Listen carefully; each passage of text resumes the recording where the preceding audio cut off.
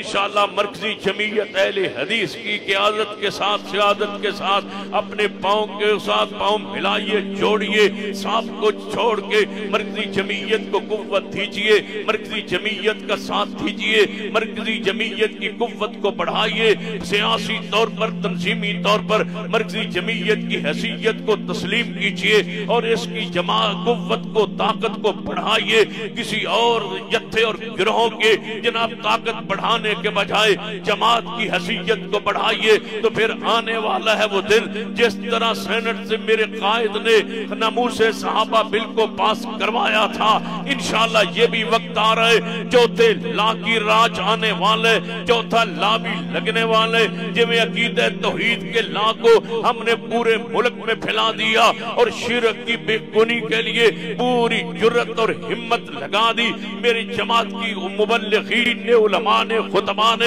ایک ایک بستی میں جا کے عقیدہ توحید کو بیان کیا، عقیدہ ختم نبوت کو بیان کیا، سورۃ الفاتحہ کی فرضیت کو منوایا اور لا کہتے رہے، لا الہ الا اللہ، لا نبی بعدی، لا صلاۃ لمن لم یقرأ۔ اب چوتھا لا لگنے لگا ہے اور انشاءاللہ یہ بھی لا لگ کے رہے گا۔ یہ لا ملک کے امن کی ضمانت ہے، یہ چوتھا لا جس کو ذکر کر رہا ہو، اگر چاہتے اس ملک میں امن رہے، اگر چاہتے ہو اس ملک میں کسی کی عزت خراب نہ ہو، اگر چاہتے ہو کہ تمہاری پگ اور دستار، تمہاری پگڑی، تمہاری عزت محفوظ رہے، اگر چاہتے ہو کہ اس ملک میں قتل و غارت ختم ہو جائے، یہ جو برادریوں کے درمیان، قوموں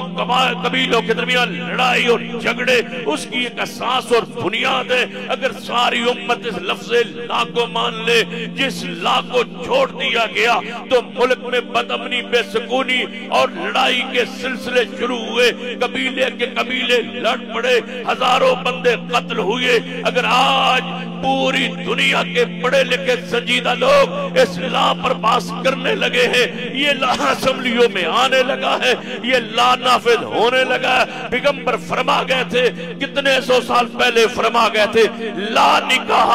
الا بولی، ولی کے بغیر نکاح نہیں ہوتا۔ اگر